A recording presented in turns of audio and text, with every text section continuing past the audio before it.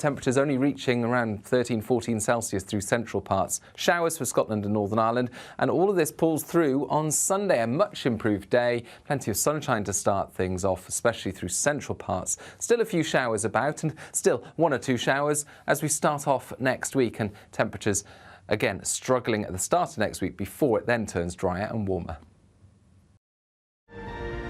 Looks like things are heating up. Boxed boilers, proud sponsors of weather on GB News. What you get for breakfast is something that, if we do our jobs right, you will wake up to news that you didn't know the night before. It's a conversation. It's not just me and Eamon. We want to get to know you, and we want you to get to know us. From 6, it's Breakfast with Eamon and Isabel. Monday to Thursdays on GB News, Britain's news channel.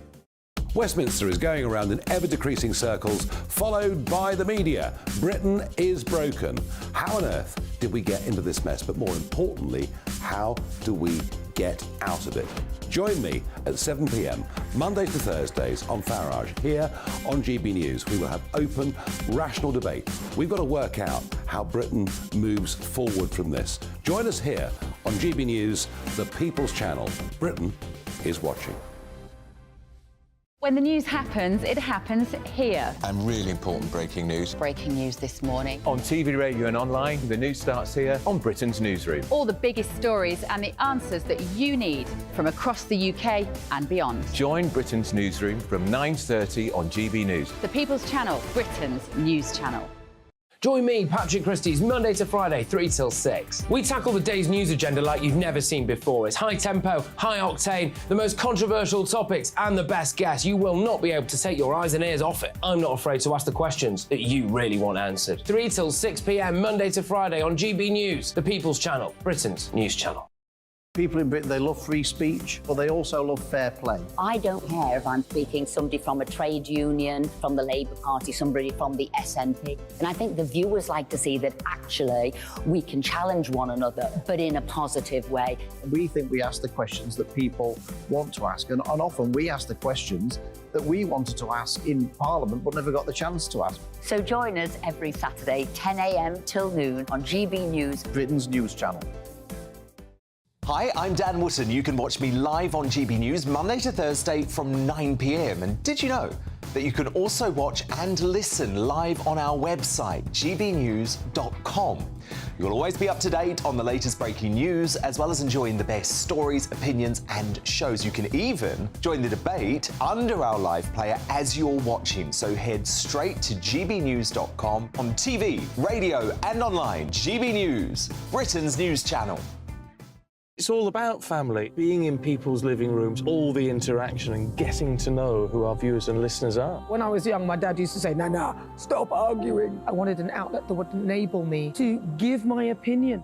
People are going through a really hard time right now, and I know that you don't feel like you're being listened to by the establishment. I came to GB News because it's the People's Channel, and I want the audience to have their say on the events of the day. We're dynamic. We do something different. Democracy shows that the wisdom of the nation is in its people. I get to travel to find out what the story is from a personal perspective. The British people aren't fools. We know when we're not being told the full story. We've got to work out how Britain moves forward from this. It's the best country in the world. The establishment had their chance. Now we're here to represent your views. Britain's watching. Britain's watching. Britain's watching. We're proud to be GB News, the People's Channel, Britain's news channel.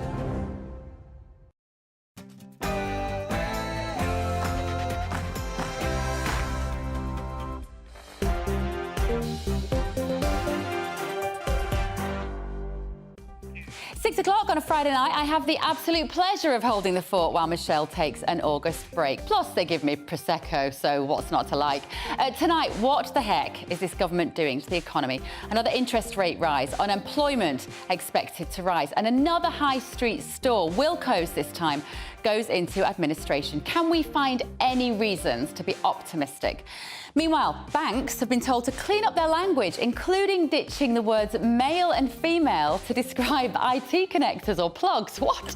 And the queues might be slow, but the speed with which the NHS is racing towards privatisation just got a bit faster. Is that now inevitable? Plus, as the BBC is forced to apologise for calling anti-ULEZ protesters far right, how important is this issue going to be in any upcoming elections? All of that to come tonight on Dewbs & Co. with me, Bev Turner. But first, the very latest news headlines with Aaron Armstrong.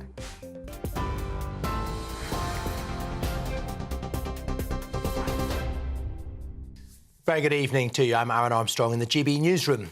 A mother and stepfather have been jailed over the death of a baby boy in Derbyshire. Craig Couch has been sentenced to life with a minimum term of 28 years for the murder of the 10-month-old Jacob. He'd suffered 39 rib fractures and several internal injuries and was found dead in his cot in December 2020. His mother, Gemma Barton, who was convicted of child cruelty, will serve 10 years. Mr Justice Kerr in sentencing said Crouch caused Jacob acute physical and mental suffering. He was a small baby who had not yet learned to walk or talk. Sadly, he never did so. To state the obvious, he could not defend himself. Second, for that reason, your attacks on him were an abuse of trust of the grossest kind. You knew he was dependent on the adults caring for him to protect him from harm. Instead of protecting him, you killed him. A TikTok influencer and her mother have been found guilty of murdering two men in a high-speed car chase near Leicester. Mahek Bukhari and her mother Ansreen ambushed Saqib Hussain and Mohammed Hashim Ijazuddin and rammed their car off the road after Mr Hussain threatened to use sexually explicit material to expose an affair he was having with Ms Bukhari's mother. Two further defendants were also found guilty of murder, while three others were found guilty of manslaughter. The government's turning to the private sector in an effort to clear record NHS waiting lists. 8 of 13 new community diagnostic centres to be opened across England will be operated by independent companies. Services, though, will be free to patients. The centres will carry out almost 750,000 additional scans, checks and tests every year. The latest figures show waiting lists are almost 7.5 million by the end of May, the highest since records began. A man's been jailed for life with a minimum of 28 years for murdering the cousin of boxing champion Tyson Fury. 22-year-old Liam O'Prey stabbed Rico Burton during a brawl in Greater Manchester in August last year. He'd already a conviction for carrying a knife in public before the murder. Russian opposition leader Alexei Navalny's been sentenced to a further 19 years in jail. Vladimir Putin's most vocal political critic has been found guilty of creating and funding an extremist organisation. He's already serving sentences totalling up to 11 years for fraud and contempt of court, which he denies. His supporters say all charges are politically motivated in an effort to silence a man who's exposed corruption within the Kremlin. Meanwhile, a Russian warship has been seriously damaged in an attack by Ukrainian naval drones. Kyiv claims this footage taken from the drone captures the moment of impact in the Black Sea port of Novorossiysk. A video circulating on social media then appears to show the same ship listing while being towed.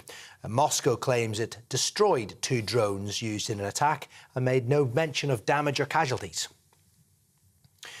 The controversial influencer Andrew Tate says he will be exonerated after being released from house arrest in Romania.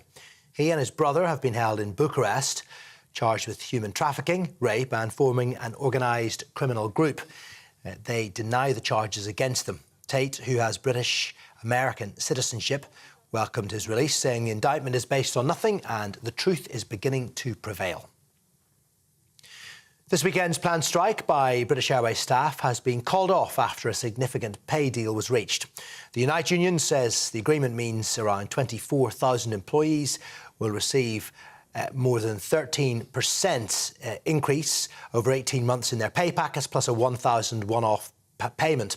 Industrial action was due to start at Gatwick Airport today, and it would have lasted until Tuesday. The Mayor of London has refused to water down the capital's ULEZ expansion, but has announced plans to expand its scrappage scheme. All Londoners with a non-compliant car will now be able to apply for a grant of up to £2,000 to replace their vehicle. Critics say the changes are too little too late.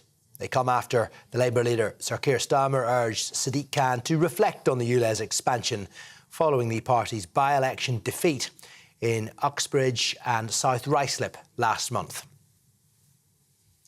This is GB News across the UK on TV, on your digital radio and also on your smart speaker. Now it's back over to Bev.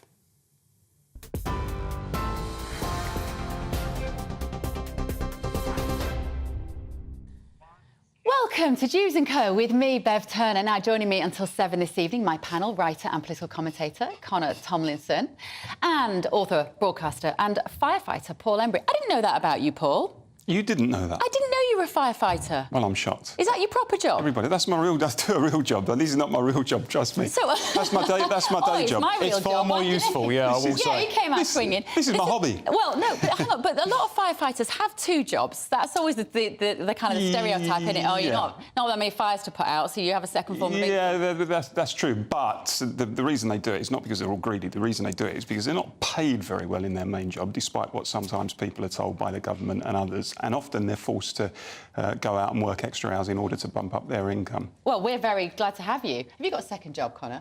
What? What's your other job other than just this? I'm writer and host at lotuseaters.com. Got it. OK, yep. Right. You get in touch with us this evening, won't you? gbviews@gbnews.com is the email address, or on Twitter @gbnews. Right, first story. I don't know about you, but sometimes it feels like Jeremy Hunt seems to be trying his hardest to alienate working people and drive ordinary, everyday people who get out of job and go to work in the morning to try and pay the bills into the ground. He said that interest rates should be kept sufficiently restrictive for sufficiently long. What does that even mean? Isn't it working people who are currently feeling the brunt of these measures, whilst the banks are raking it in, not passing higher interest rates on to savers? Have they run out of ideas? Well, this is what Jeremy Hunt said this week to our very own Liam Halligan. Well, the Bank of England forecasts today say that we will avoid recession, and in a year's time we'll get inflation down to about 3%, 2.8% I think is the number.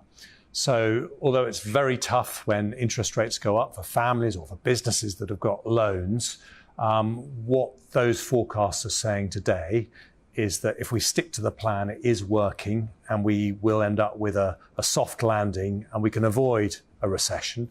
But what you're talking about is a very fine judgment, which is what we pay the Monetary Policy Committee to do completely independently of politicians, because we want to make sure they get it right. Why do I struggle to trust him? Conor Tomlinson. I mean, I know that the economy can be a subject which makes people zone out. We just think some of it is quite complicated. I just want the government to let us have more money at the end of the month in my bank account. But when I hear Jeremy Hunt talk like that, I'm still not sure what his long-term ambition is. Are you? I am sceptical as to whether or not he actually wants the UK economy to succeed, because we have been manipulated so many times by both the government and the Bank of England's messaging on the economy. The reason lots of people zone out is because lots of people don't actually understand what inflation is as well. Well, I think the YouGov poll recently polled them, and they said they thought it was lowering prices. No, inflation is a rate of change metric. So compared to last year, how much is it still going up? So even if they're turning around and saying, oh, inflation's about 6% compared to the 10% it was last year, it's because they're only counting certain things in the consumer price index. They've taken energy out, so that takes a large bulk out of it, even though you're still securing it with your taxes. So they're continually gaslighting, and that's why people normally tune out, because they don't know really what's happening. As for Jeremy Hunt, a couple of months ago, he turned around and said to another network, we might need a recession to get through inflation. Well, that's what I was... But he's now saying, well, we're hoping we're not going to need a recession. Well, because he's hoping to cling on to his job, because there's obviously rumours recently in the Daily Mail that he might be slung out for being terrible. And why should we trust anything he says when his record of the pandemic, for example, in the early days, he was endorsing China's zero COVID policy. Then he came on GB News and gave an exclusive when trying to run for Conservative Party leadership, saying, oh, under me, I would have avoided lockdowns. He's a snake. He'll say anything to keep his job. Now, you're supposed to be here who's a little bit more right-leaning, and that's how you Well, the Conservatives are very left-wing, that's why. I was just going to say, Jeremy Hunt speaks highly of you. Yeah. I'm sorry. Go on, Paul. Do you trust him? And I think there's a lot... Conor talks a lot of sense there. We feel like we're having sand kicked in our eyes when it comes to the economy. Sometimes. And I just can't still... This is the thing as well. Inflation is normally generated because people are spending so much. So when we have times of boom and the government feel they have to bring the temperature down in the economy, that's not the inflation that we have at the moment. No, it's not. And yet they seem to want to solve it with increasing interest rates, giving us less money to spend. And this is the mistake. The inflation that we're getting at the moment is largely as a result of the war in Ukraine and the opening up of the economy after the pandemic. But there's another aspect to it which people rarely talk about, and we need to focus on it. It's being driven by the profiteering of some of our big companies. They're making huge bucks, and in doing so, it's had that self-perpetuating effect in terms of driving prices up even more. And actually, Unite, the trade union, have done some detailed studies on this, and they found recently that 60% of the inflation we're experiencing in the system at the moment is as a result of some of these excess profits, this profiteering that we're seeing on the part of big companies. And isn't it funny that ordinary workers who are not actually responsible for driving this inflation at the moment, but they're told you have to restrain your wage demands, you have to tighten your belt because of inflation. But when it comes to companies, the government never uses that same reason. They never say to companies, hold on a second, you guys should take a hit, you guys should keep your prices down. No, when it comes to companies, the government kind of thinks, well, no, that's perfectly natural. That's a perfectly normal thing for companies to seek to make more money or to increase, their prices as a result to cover the increase in costs and their overheads and so on. And yet when a worker says, well, do you know what, inflation's at 8, 9, 10% at the moment, I need a pay increase of that rate in order to counter that, they say, no, you've got to take the hit. You've got to take the hit in terms of your real wages. That, for me, has always been a contradiction that the Tory party have always peddled. But you see, that's what I find so baffling at the moment, Connor, is that, and what Paul says is right about the fact that it seems like the big corporations are profiting enormously at the moment. And I'm in favour of a free market. I don't want the government going into businesses and meddling.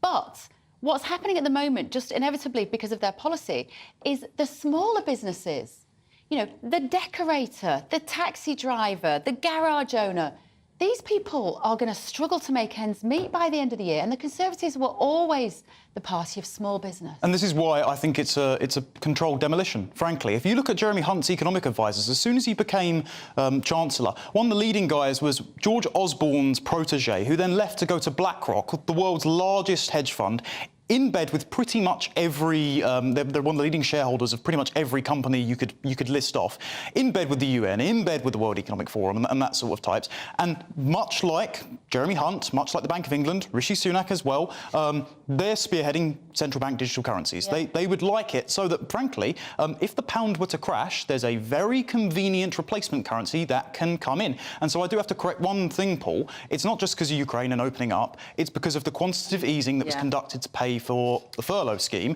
And now the Bank of England is the only bank centrally throughout the world that has conducted quantitative tightening by selling off the bonds to try and manipulate the economy. We're so reliant on the American and Chinese economy that they're taking a big gamble with our money, but if both those economies fail as well, we're doomed. Could it possibly be that long-term strategy? I don't accept that quantitative easing has had the impact in terms of the recent bout of inflation that Connor seems to think it massively increasing the money supply hasn't increased inflation. The interest rate rises that we're seeing at the moment are going to be crippling in terms of businesses, in terms of families, in terms of people who are coming into the end of their fixed rate mortgages or on tracker mortgages or whatever.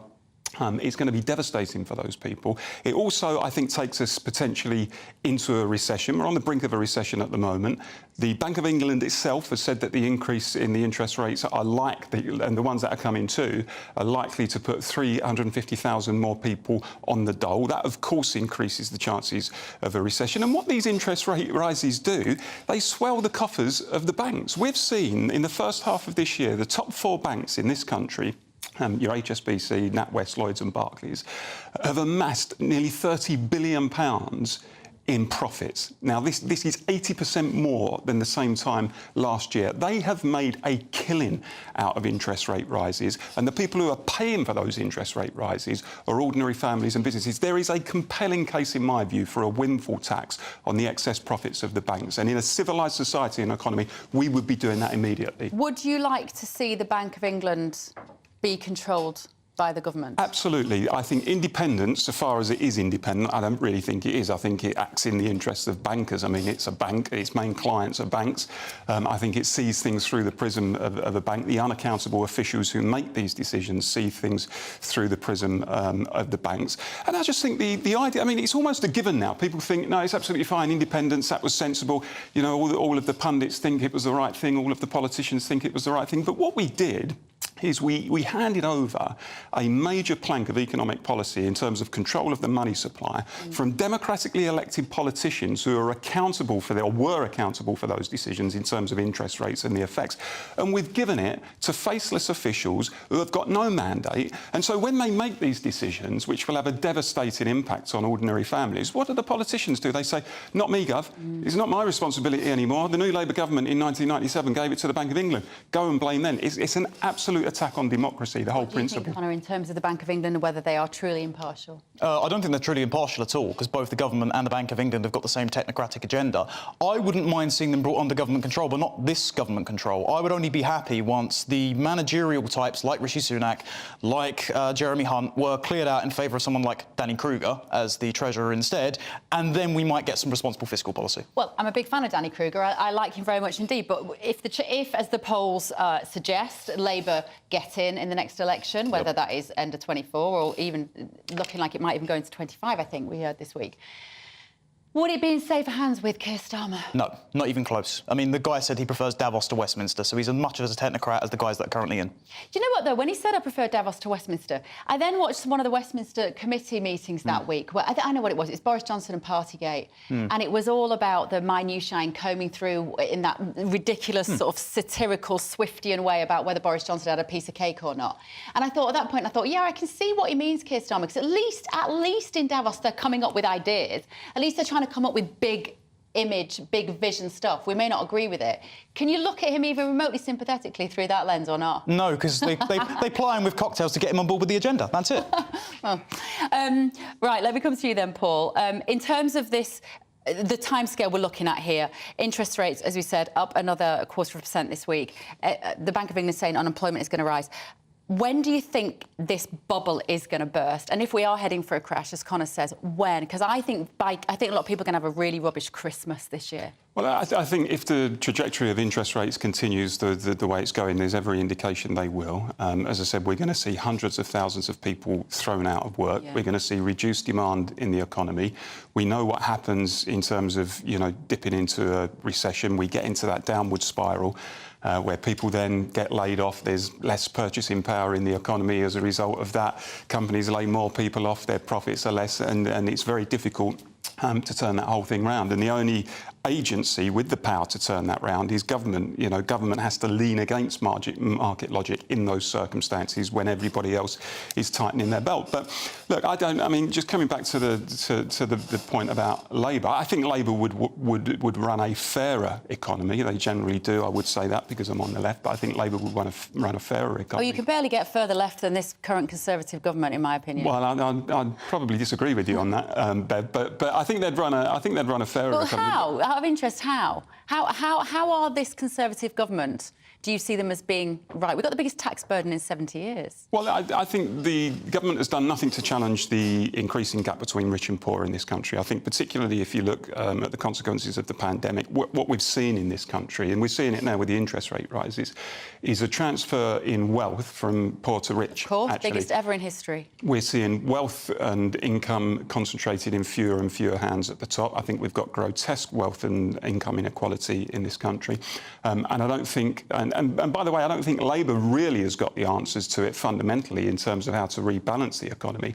I don't think Labour has come up with any serious ideas. How do we reindustrialise? How do we make ourselves more competitive and productive?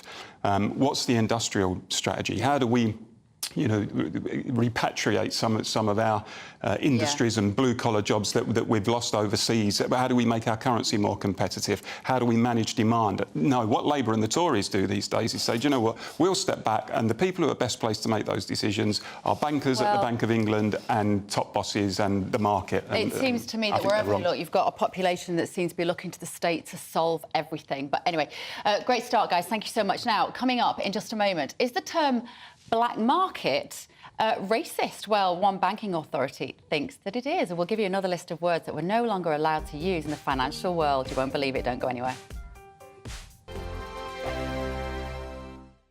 What you get for breakfast is something that, if we do our jobs right, you will wake up to news that you didn't know the night before. It's a conversation. It's not just me and Eamon. We want to get to know you, and we want you to get to know us. From 6, it's Breakfast with Eamon and Isabel. Monday to Thursdays on GB News, Britain's news channel. Westminster is going around in ever-decreasing circles, followed by the media. Britain is broken. How on earth did we get into this mess? But more importantly, how do we get out of it? Join me at 7 p.m, Mondays to Thursdays on Farage, here on GB News. We will have open, rational debate. We've got to work out how Britain moves forward from this. Join us here on GB News, the People's Channel. Britain is watching. When the news happens, it happens here. And really important breaking news. Breaking news this morning. On TV, radio and online, the news starts here on Britain's Newsroom. All the biggest stories and the answers that you need from across the UK and beyond. Join Britain's Newsroom from 9:30 on GB News. The People's Channel, Britain's news channel. Join me, Patrick Christys, Monday to Friday, 3 till 6. We tackle the day's news agenda like you've never seen before. It's high tempo, high octane, the most controversial topics and the best guests. You will not be able to take your eyes and ears off it. I'm not afraid to ask the questions that you really want answered. 3 till 6 p.m, Monday to Friday on GB News, the People's Channel, Britain's news channel. People in Britain, they love free speech, but they also love fair play. I don't care if I'm speaking somebody from a trade union, from the Labour Party, somebody from the SNP. And I think the viewers like to see that actually we can challenge one another, but in a positive way.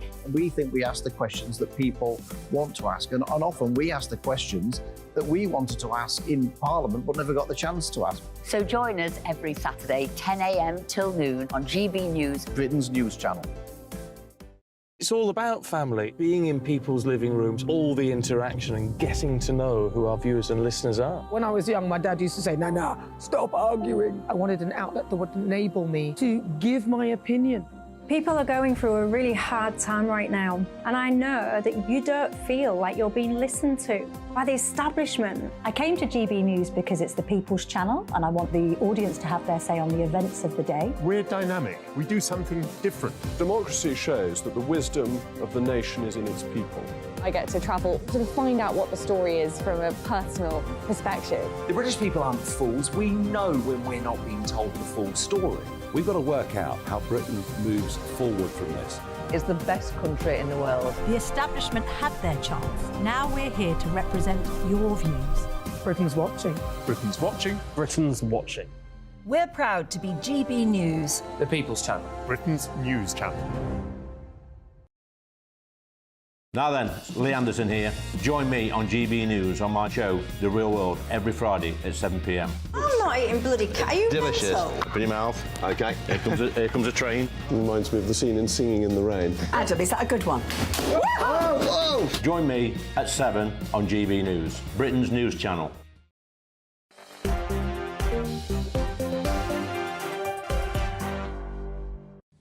Welcome back to Dewbs & Co with me, Bev Turner, this evening, sitting here for Michelle, keeping me company until 7. Writer and political commentator Connor Tomlinson, and author, broadcaster and firefighter Paul Embry.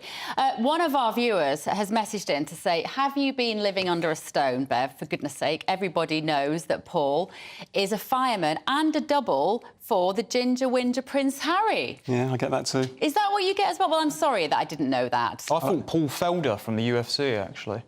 Oh, yes. I think you're not a whinger at all, Paul, and you'd look much more handsome than Prince Harry as well, let me tell you. Steve says, on the economy, we are well and truly stuffed. Martin said, unless people, especially on lower wages, are given decent pay rises, so many people will stop any discretionary spending sustaining the services economy. That occurred to me, Martin, especially at Christmas.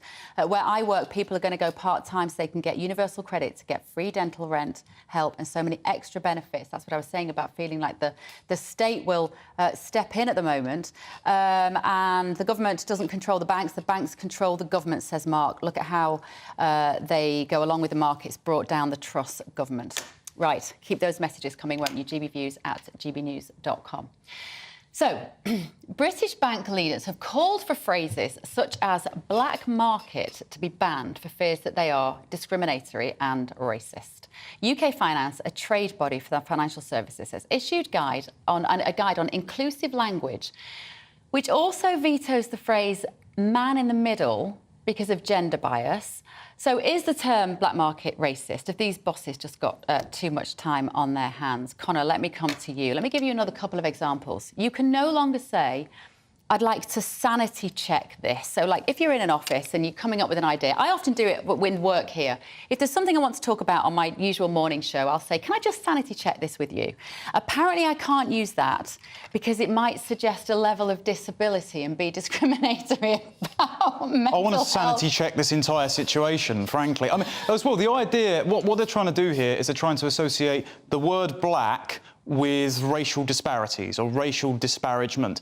No, look through all mythological archetypes, right down to blooming Star Wars. Black and white, light and dark are just stand-ins for something predatory and unknown versus something empowering and hopeful. That has not got an explicit racial connotation. That wasn't even the case in the 1500s when Shakespeare did some wordplay in Othello by using Othello's skin colour to then contrast these myths. He had to make that bridge. It wasn't ginned up because of racial discrimination. And so what this is the manipulation of language, because fundamentally they believe if you change the language, you change the world. And if you eradicate any language that offends anyone, you'll get to an offence-free utopia. Well, you're just going to be playing whack-a-mole forever, because people are always going to invent new terms, and you're never going to get rid of bigotry from some people's hearts. So what is it? I mean, let me just tell you who this organisation are, UK Finance. I went onto their website just to say about us. And we work on behalf of our members to promote a safe, transparent and innovative banking and finance industry. We offer research, policy expertise, thought leadership and advocacy in support of... It's sort of word salad, Paul, that I lose the will to live. And I understand the value of language. I think language is important, and I do think we have to use it carefully. We should always use language which words which are ambiguous, I don't like. I like everyone to understand the meaning of words when we use them. But is this sort of thing... It's gone kind of too far. Oh, it's insane, and it went too far. You can't say insane. Well, that might we have can on mental health GB News. connotations. We can on GB News, but and you know, it went too far years ago. And of course, you know, we're long down. I say we. I mean, some of our major public institutions and organisations are long down the rabbit hole. I mean, the logic of this is that you could say expressions like white lie or white elephant or something like that. There is literally no end to this stuff. The minute you embark on that path, there is no end to it. And what I think and what I fear is that it has created some sort of ratchet effect. So you have these institutions and corporations, big companies and organisations who have all kind of embraced this hyper-progressive agenda, even though, you know, the vast majority of the mainstream out there in the country, up and down, you know, the streets and towns of Britain, have got very little sympathy with it. But nonetheless, this is the world that they live in. They live in this sort of little bubble, some of these big corporations.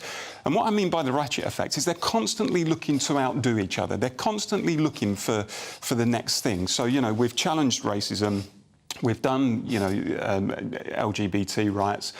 We've done the gender pay gap and stuff like that. What can we do next? And many of these organisations... Well, have we then? Have we? Because we can't. Well, I think no. I think what I mean is I think what I mean is I think they accept. I think they accept that they've made huge progress on some of that stuff. So they're constantly then looking for the next thing, and that is when you then get to, you know, name pronouns on badges and stuff like that. And it's when you get to documents like this telling you that you can't use the phrase black market. This is exactly what the ratchet effect is. They're constantly looking to outdo each other and do the next thing. Who was it? Connor, you might know. Who was it who said, as soon as you start to police your language, you're already living in a tyranny? Oh, I'm not sure exactly who the quote was. Well, somebody much cleverer than I did said that recently. If we're constantly policing what we can and can't say, we're already living in under some sort of tyranny.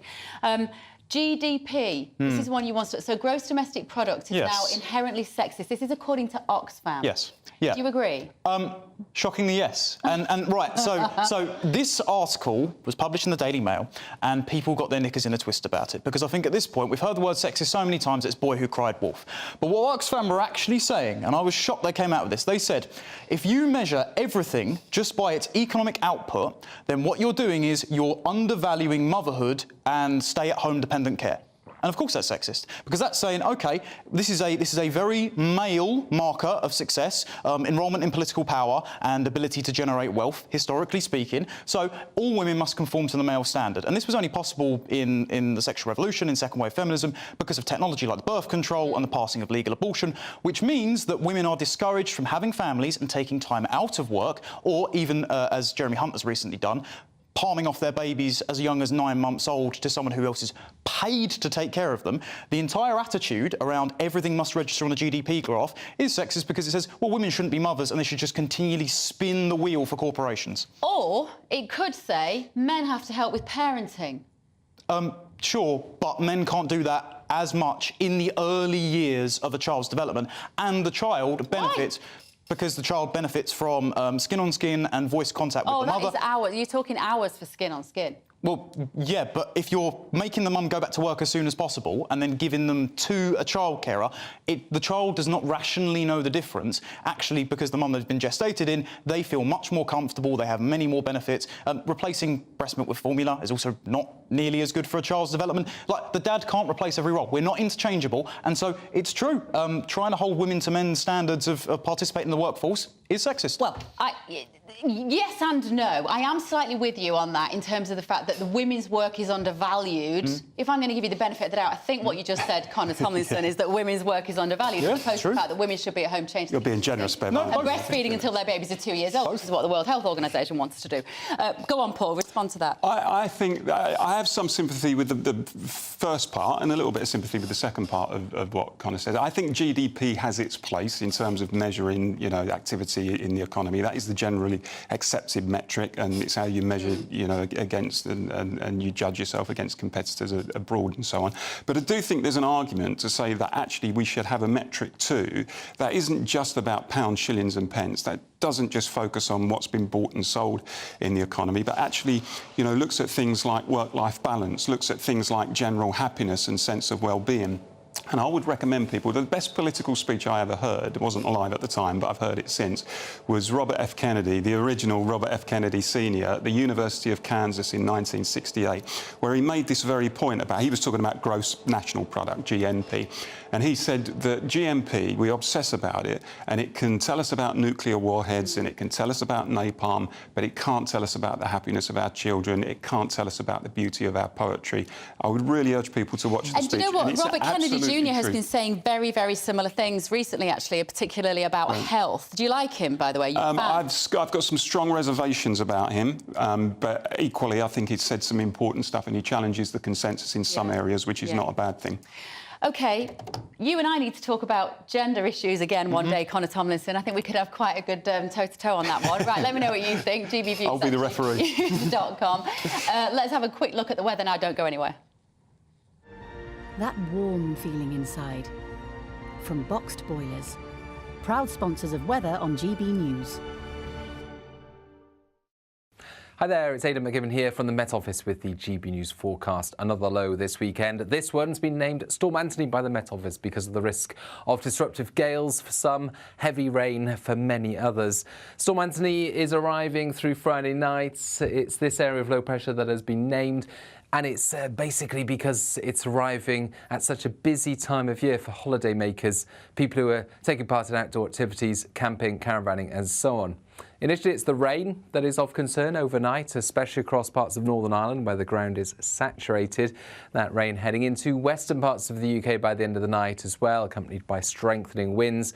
Dry initially across some eastern and northern parts, aside from the odd shower, but this spell of wet weather clears Northern Ireland, pushes into England and Wales, southern Scotland. Showers continue for much of the rest of Scotland and Northern Ireland by the end of the afternoon. As the skies brighten for Wales and the southwest, that's when the strongest winds kick in, with the risk of widespread gales, not just around coast but inland as well, potential for travel disruption and certainly some dangerous conditions around beaches.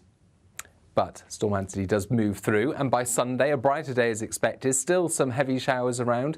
Lighter winds, however. These showers will be slow-moving where they do occur, but they'll be hit and miss. Sunny spells in between. And then the trend through next week is for the weather to become gradually drier, brighter and warmer. That warm feeling inside. From Boxed Boilers. proud sponsors of weather on GB News. Welcome back to Dewbs & Co. with me, Bev Turner, this evening. Now, are the Tories trying to privatise the NHS? Is it the right path, or is the NHS simply beyond saving? The Live Desk with me, Mark Longhurst. And me, Pip Thompson.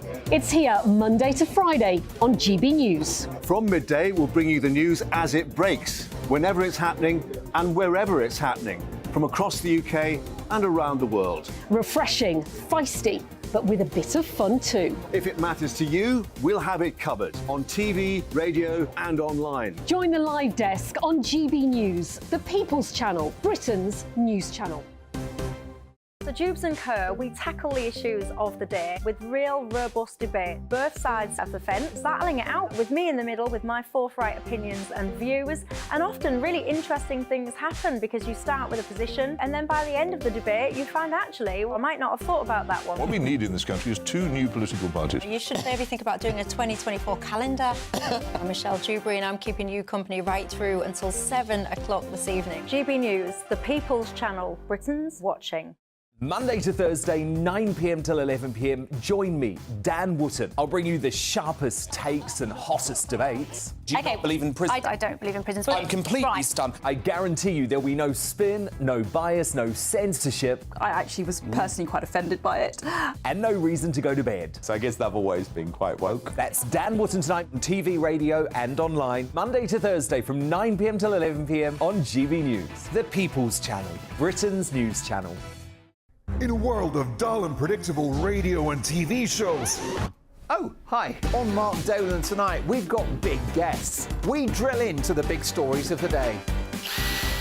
The show adds up to a brilliant listening and viewing experience. Mark Dolan Tonight is the most entertaining current affairs show ever, and that's a fact. That's Mark Dolan Tonight, Friday, Saturday and Sunday from 9. Only on GB News, Britain's news channel. Like all families, we have arguments every now and then, but actually we agree on what the mission of GB News is, and that's the most fundamentally important thing. GB News provides the kind of platform that lets all voices be heard.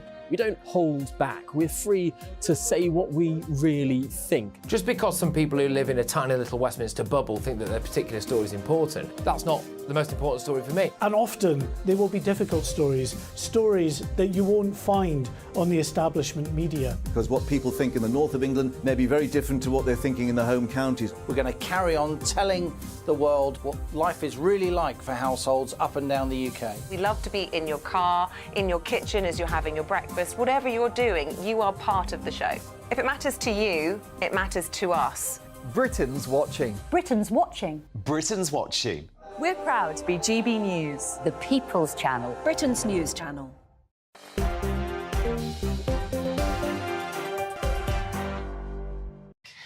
Conor Tomlinson and I are still arguing about who should be looking after kids here. We're going to have that conversation another day. John has got in touch and said even if women's work more often not affects the economy directly, their work and looking after babies inevitably helps the men to generate more wealth to the economy. So it is counted for in GDP. It's not well directly. done, John. It's short-minded not to see that. And David said we were talking about language and whether black market is racist. He said yes, it's racist, like Blackpool, Black Forest Gatto, black chocolate, tooth whitening, etc. Are we heading towards non-white pool? I guess he means, Blackpool being called non-white pool. Right, keep your views coming in with me this evening. GBviews at gbnews.uk. Conor Tomlinson and Paul Embry are still here. Now, the Prime Minister plans to tackle endless NHS waiting lists by increasing private sector involvement. Independent companies could play a huge part in conducting scans and tests at community diagnostic centres, with plans for 400,000 scans, tests and checks a year. This comes as figures show that only 1 out of 122 NHS trusts are fulfilling cancer diagnosis and treatment targets. So, are the Tories quickly on their way to privatising the NHS, and should they? We're going to talk now to Stella Smith, who has a business which provides a private GP service. Stella, if you don't mind, just explain to us what it is that you do and why you have a dog in this fight, as it were. Yeah, of course. Good evening. And essentially what Perks does is it aggregates together individuals, so workers in smaller companies or self-employed workers, to deliver the kind of benefits you get if you worked in a large organisation. And that includes 24/7 access to a private doctor, unlimited appointments for the individual and everyone in their household, 24/7 counselling, digital physio, virtual gym classes, discounted gyms, money off your shopping, and the price point is just £4.50 a month, and people can cancel at any time. It's an incredibly affordable way. I don't want to turn this into a commercial for your business, but just to be clear, so you're offering a subscription, a low-price subscription model, it sounds, in order to access an NHS as and when you need it. So it's to access a private doctor rather than an NHS doctor, but all of the doctors are NHS registered. And then is there an extra charge for the private doctor to see that doctor? No. And it's for unlimited issues. So I have a 5-year-old. I've used it 13 times as a bit of a mother that has a child that has lots of temperatures. So you can have as many as you want for £4.50 a month. Okay, it sort of seems too good to be true. Like it seems. Yeah, no, it sounds that way. No, absolutely. But the whole point is technology plays a part. So what we do is we aggregate people together. So imagine if the 4 of us or the 2 on the panel and yourself, we opened a gym. If we opened a gym and we had 10 running machines and we had 3,000 members and they all turned up tomorrow at 10 a.m, we'd have a problem because not many people will come to our gym any longer. In the same way, we have a lot of data about when people use the doctors and how many. So for our 15,000 customers, we don't need 15,000 doctors. And it's that data that's been tested by COVID that allows it. So I guess our point in this, rather than a commercial, is that actually the use of technology in helping those services when you've got 7.47 million patients waiting, and you've got some real crisis points that we've had for many moons in many guises, many successive governments, is there a role to play for people like us who are really good at building technology in trying to help? And that's not the sum total solve. So, but your technology, which is helping you in this situation, is the fact that you can do Zoom appointments, presumably, but you can't do Zoom MRI scans. You can't do Zoom, even have a look at my verruca in your NHS doctor. Correct. And look, there's a lot of it that's to do with resilience building and certain services where you can alleviate that pressure, not all of them necessarily. So in your bigger question to open, I think I don't know the answer of that and whose opinion is mine, but certainly I do know that we can use technology and private companies like my own to try and help support. I think 7% of the budget already of the NHS is spent annually in the private sector, and that's been there for many moons, since 2012 and before. But it's how can we use that right now to make a change? And I think we don't see successive governments sitting in position where they then see it through. And so we continue to have the same problem. And I just think, being a technology person, I know that there's a part that technology can play, and how can you get that relationship so you can get the best out of it to try and make a difference. The NHS is human. My mum had cancer. She was treated by the NHS. Unfortunately, my best friend was diagnosed yesterday and she was in a clinic, in the afternoon. It's an amazing institution, but there are problems. And I think everybody, both sides of government, everybody is accepting of that. And therefore, what can we do to change that now? OK, thank you, Stella. Stella Smith there, CEO of Perks, who are providing a private service, Paul. And when you hear it like that, you think, well, that sort of sounds too good to be true. Have we all just been brainwashed by the NHS, the fact that the NHS is the only way in this country? And why do we feel so fearful when we talk about privatising the NHS? It was a phrase you couldn't say until very recently without being absolutely leapt upon, that it was sacrosanct.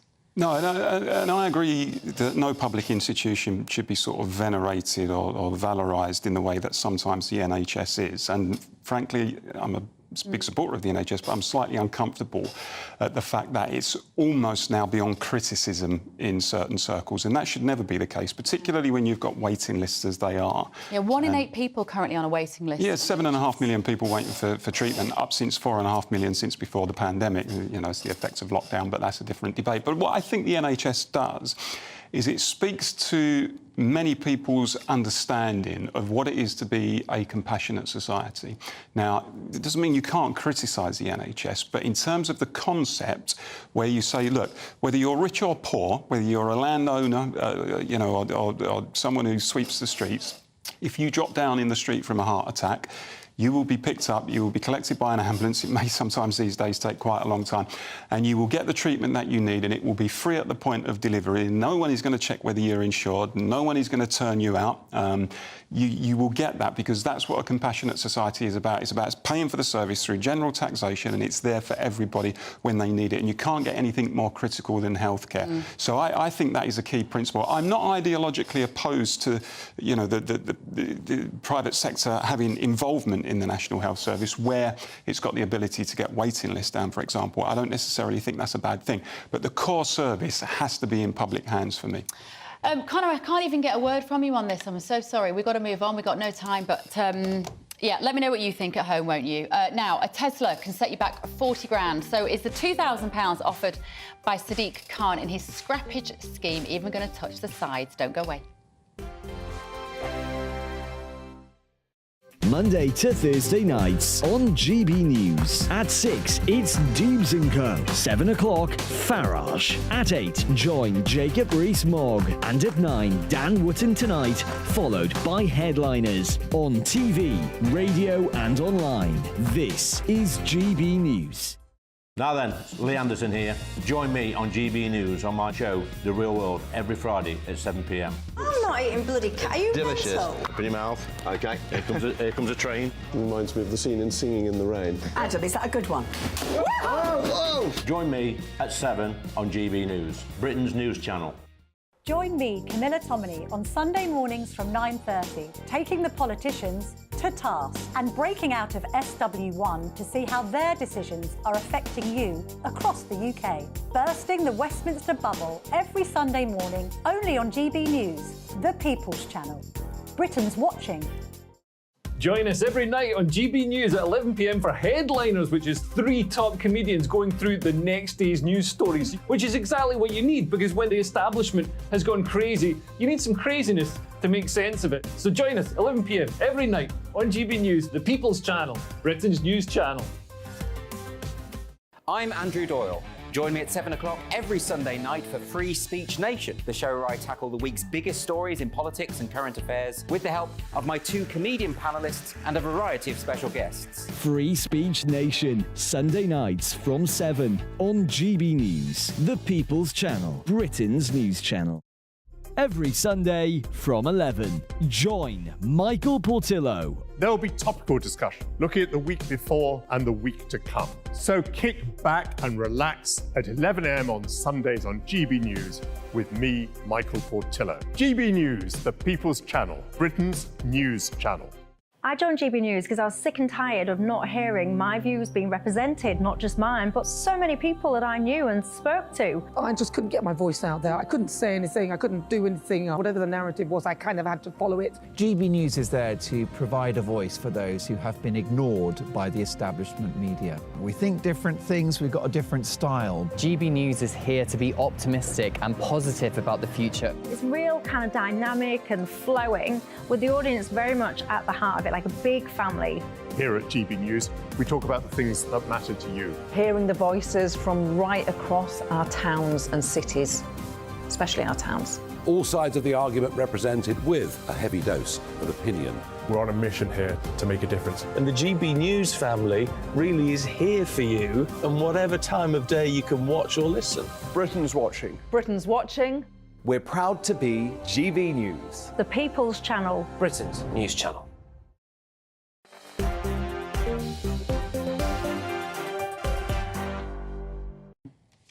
Thank you for getting in touch this evening. I was just reading this out to Connor from Al. Great to have Connor on the panel. He has an agile brain and an intriguing, articulate manner. He should be in government. Not as Women's Minister, though.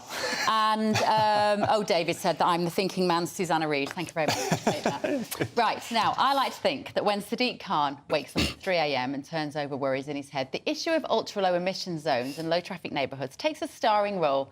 In the recent Uxbridge by-election, the Tories surprisingly held the seat, thanks, it seems, to their slightly more pro-car messaging of late. Not really surprising, when Sadiq Khan says things like this. What I find unacceptable, though, is some of those who've got legitimate objections joining hands with some of those outside who are part of a far-right group who are... Amazing. And this week, the BBC had to say sorry after one of their news reporters described ULEZ protesters in this way. The ultra-low emission zone held a protest in central London today. Local protesters and mainstream politicians were joined by conspiracy theorists and far-right groups. Connor Tomlinson, how is that possible? The people who are at these protests, people like those who work with the Together group, Alan Miller and co, are fighting for small businesses, for the white van man, for people who, or woman, for people who want to do their jobs and go around their life without being forced to buy a car that they don't want. Go. Well, all he's trying to do is poison the well, because he knows this is untenable, this is a behavioural nudge policy. He knows that if he's seen the accurate graphs, that air quality in London has been improving year on year because, funnily enough, as economic growth improves, as environmental technologies improve, we use resources more astutely. We use diesel just less over time because other cars have become more efficient. He knows all that's true, but he wants to run motorists off the road anyway, so he has to lump everyone in with the mid-century Germans. And the funny thing about the end of that clip that didn't get played was he said some of them are neo-Nazis, some of them are far right, and some of them are Tories. And I was very offended because I think the Tories are so left-wing you can't even put them in the same box. What did you make of it, Paul? Where do you sit on this debate, the ULEZ issue and the low traffic neighbourhoods? Well, I mean, I'm not a great lover of cars, but I can perfectly understand that during a cost of living crisis, Do you drive? I do drive.